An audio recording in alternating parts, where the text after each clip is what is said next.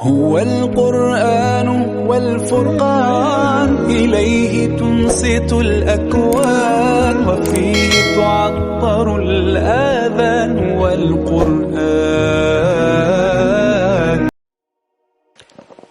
الحمد لله رب العالمين والصلاة والسلام على سيد الأنبياء والمرسلين.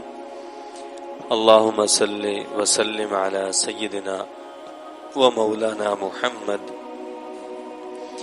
وعلى آل وأصحاب سيدنا ومولانا محمد معدن الجود والکرم.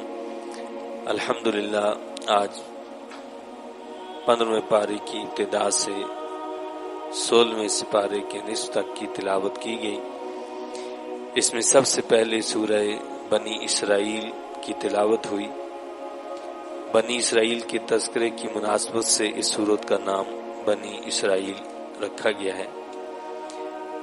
ہجرت سے 1 سال پہلے معراج کے موقع پر یہ سورہ مقدسہ نازل ہوئی. اس سورہ مقدسہ میں کفار مکہ کو تنبیہ کی گئی ہے کہ بنی اسرائیل اور دوسری قوموں کے انجام سے سبق لیں اور اللہ کی دی ہوئی مہلت سے فائدہ اٹھا کر اپنی روش کو بدل لیں. نیز بنی اسرائیل کو یہ بھی تنبیہ کی گئی ہے کہ پہلے جو سزائیں تمہیں مل چکی ہیں ان سے عبرت حاصل کرو.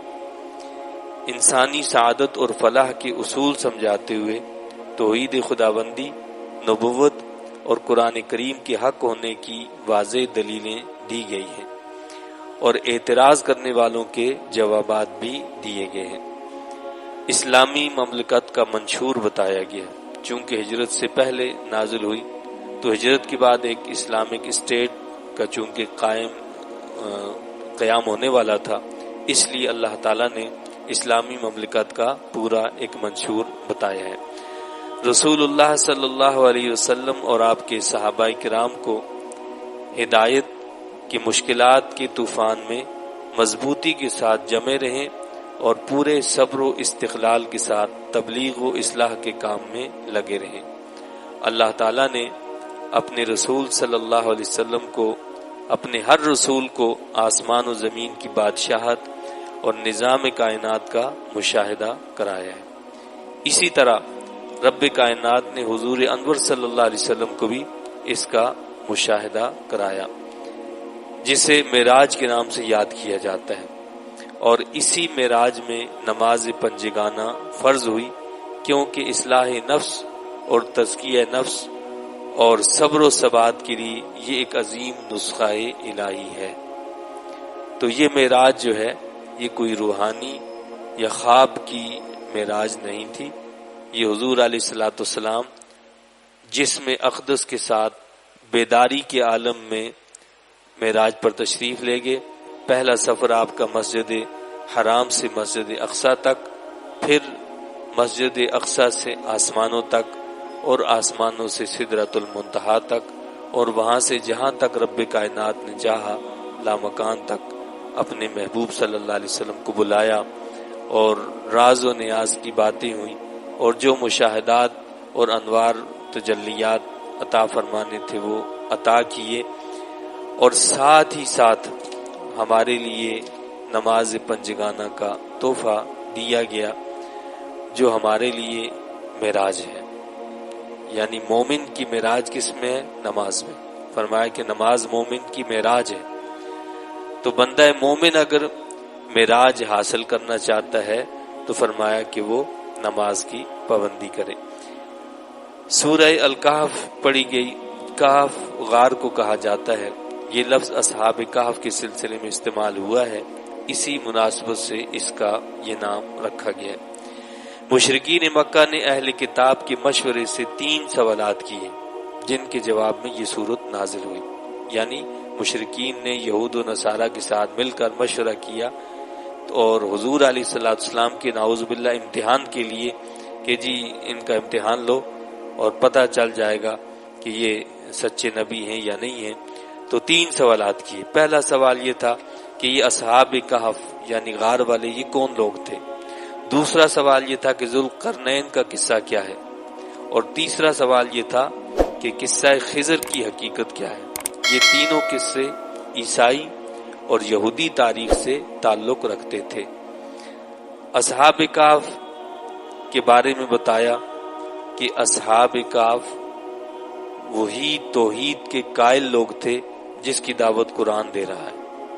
یہ اصحاب کہف چند نوجوان تھے جو اللہ رب العزت کی عبادت کرتے تھے اور شرک اور بت پرستی سے انہوں نے اجتناب کر لیا تھا، اور ماحول اور معاشرہ اس بنا پر ان کے خلاف ہو گیا تھا، اور بالآخر انہوں نے اپنی جان بچانے کے لیے جو ہے پہاڑوں اور غاروں کی طرف راہ لی۔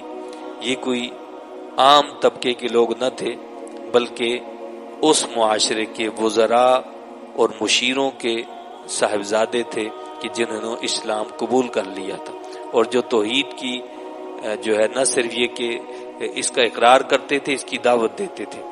تو ان پر عرصہ حیات جب تنگ کر دیا گیا تو وہ ایک غار میں چلے گئے، جہاں پر وہ سوئے اور وہ سوتے ہی رہے، اور 300 سال کے بعد اللہ تعالیٰ نے ان کو دوبارہ سے اٹھایا۔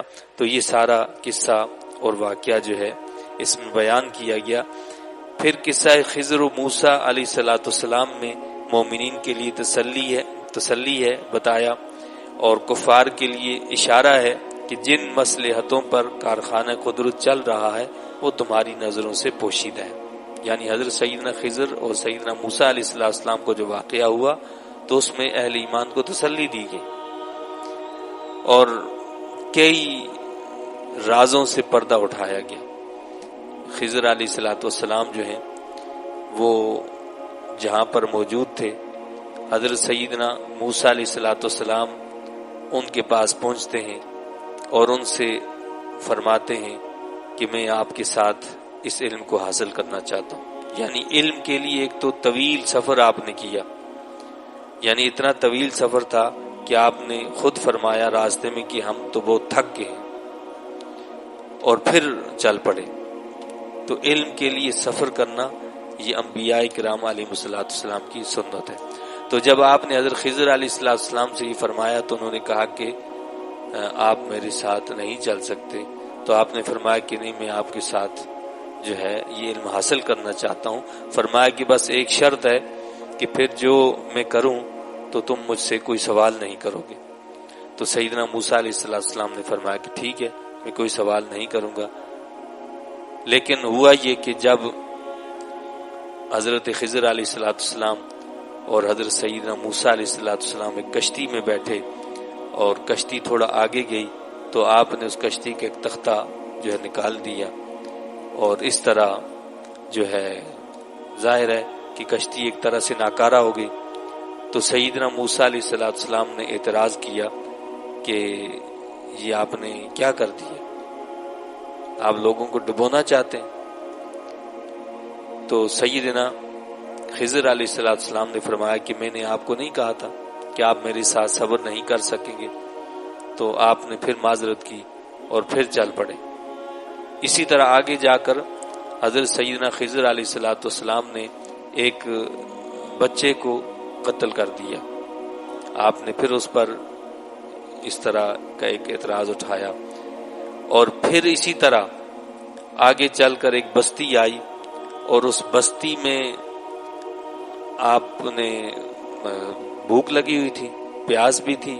بستی والوں سے کہا کہ بھئی ہمیں کھانا کھلا دو۔ بستی کے کسی فرد نے کھانا نہیں کھلایا، پانی تک نہیں پلایا۔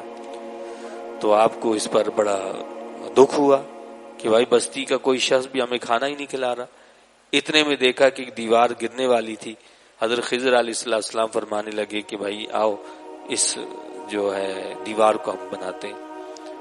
تو حضرت موسیٰ علیہ السلام نے وہاں بھی فرمایا کہ یہ بستی والے ایسے لوگ ہیں کہ جنہوں نے ہمیں کھانا تک نہیں کھلایا، پانی تک نہیں پلایا، تو ہم ان کا ایسا کیوں کریں؟ فرمایا کہ نہیں، جو ہے یہ بستی اس دیوار کو جو ہے وہ تعمیر کرنا ہے۔ چنانچہ حضرت موسیٰ علیہ السلام اور حضرت خضر علیہ السلام نے وہ دیوار تعمیر کی، اور پھر اس کی وجوہات بتائی۔ آپ نے فرمایا کہ کشتی کا میں نے ایک تختہ توڑا ہے، وہ اس لیے توڑا کہ اگر یہ کشتی صحیح و سالم آگے چلی جاتی تو آگے ایک بادشاہ ظالم تھا جو صحیح و سلامت کشتیوں کو نہیں چھوڑتا تھا وہ ان کو ضبط کر لیتا تھا. تو اس طرح ایک تختے کے نقصان سے اس کی ساری کشتی کو بچا لیا. اور یہ جو بچہ جو تھا اس کو قتل کیا، یہ اس لیے کیا کہ یہ کافر تھا اور اس کے والدین اس کی وجہ سے کفر میں مبتلا ہو جاتے، تو لہٰذا اس کو میں نے قتل کر دیا اور اللہ اس سے بہتر اس کو اولاد عطا فرمائے گا. آپ یہاں اندازہ کریں کہ حضرت خضر علیہ السلام بھی اللہ کے ایک نیک برگزیدہ بندے ہیں. وہ اللہ کے ولی ہیں یا نبی ہیں، علماء میں اس حوالے سے اختلاف ہے، لیکن صحیح یہی لگتا ہے کہ وہ بھی اللہ کے نبیوں میں سے ایک نبی ہیں. تو آپ نے ایک بچے کو دیکھ کر آپ کو پتہ چل گیا کہ جی یہ کافر ہے، اور اس کی وجہ سے مستقبل میں اس کے ماں باپ جو ہیں وہ کافر ہو جائیں گے، یعنی مستقبل کی بات ہے. تو یہ علم جو دیا کس نے دیا؟ اللہ نے دیا نا. اور یہ علم دینے سے حضرت خضر علیہ السلام خدا نہیں بن گئے، وہ اللہ کے بندے ہی رہے، وہ اللہ کی مخلوق ہی رہے. اسی طرح جب آپ نے وہ دیوار کا تذکرہ کیا کہ جی اس دیوار کو ہم تعمیر کرتے ہیں، حضرت خضر علیہ السلام یہ بھی دیکھ لیتے ہیں کہ کون سی دیوار کے نیچے خزانہ رکھا ہوا ہے، کہ اس دیوار کے نیچے خزانہ ہے، اور پھر اس دیوار کو تعمیر کرواتے ہیں. اور کیا کہتے ہیں کہ یہ بستی والے لوگ بڑے بخیل لوگ ہیں، اگر اس دیوار کو ہم نے اسی طرح چھوڑ دیا تو یہ دیوار گر جائے گی، خزانہ کھل جائے گا، یہ سارے لوگ اس خزانے کو لوٹ لیں گے، اور یہ یتیم بچوں کا ہے، ان کو تو کچھ نہیں ملے گا. تو آپ نے مستقبل کی، یعنی ایک تو یہ کہ آپ کو یہ بھی خبر مل گئی کہ یہ یتیم بچوں کا خزانہ ہے، ایک تو زمین کے اندر دیکھ لیا، پھر آپ کو یہ بھی پتہ چل گیا کہ جی یہ 2 یتیم بچوں کا خزانہ ہے، اور پھر آپ نے مستقبل کی پیش بندی بھی کر لی، کیا کہ اس کے اوپر دیوار تعمیر کر دی جائے تاکہ جب یہ بچے بڑے ہو جائیں تو وہ اپنا خزانہ حاصل کر سکے. تو ان ساری باتوں سے یہ بات ایک واضح ہوتی ہے کہ اس کائنات کے اندر بہت سارے معاملات ایسے ہوتے ہیں کہ جن کی ہم ظاہری تعبیر نہیں کر سکتے، لیکن اس کے اندر پوشیدہ کچھ حکمتیں ہوتی ہیں جن کو اللہ ہی بہتر جانتا ہے. یعنی ظاہری طور پر یہ اعمال ایسے ہیں کہ جو ہر انسان کو اچھے نظر نہیں آتے، کہ جی کشتی کو توڑ دینا، بچے کو قتل کر دینا، لیکن ان کے پیچھے راز کیا ہیں؟ تو ان رازوں کو، ان حکمتوں کو رب کائنات جانتا ہے. تو یہ ضروری نہیں ہے کہ کائنات کے ہر معاملے کی تعبیر جو ہے وہ پیش کی جا سکے. اسی طرح ذوالقرنین کا ذکر کیا، بتایا گیا کہ ایک زبردست حاکم تھا اور فاتح ہونے کے باوجود اپنی حقیقت کو نہیں بھولا. یعنی عظیم مملکت کا اس کو اللہ نے مالک بنایا تھا، لیکن اس کے باوجود وہ اپنے خالق کے ساتھ سر بسجود رہتا تھا، اپنے مالک کے سامنے سر بسجود رہتا تھا، اپنے رب کی عبادت کیا کرتا تھا. بلکہ اس نے قوم کو یہ کہہ رکھا تھا کہ جو اللہ اور اس کے اللہ کے احکامات کی تعمیل کرے گا تو میں ان کا ساتھ دوں گا، میں ان کی مدد کروں گا، اور جو اللہ کے احکامات کی نافرمانی کرے گا میں ان کو سزا دوں گا. تو یہاں بتایا یہ گیا ہمیں کہ اس عظیم فاتح کو دیکھو، وہ اتنا بڑا حاکم تھا، اتنی بڑی مملکت اس کے پاس تھی، وہ خالق کو نہیں بھولا. آج تمہارے پاس کتنی بڑی مملکت ہے، کتنا بڑا تمہارا اقتدار ہے، لیکن تم اپنے خالق اور مالک سے غافل ہو گئے، اس کو ہی نہیں پہچانتے ہو.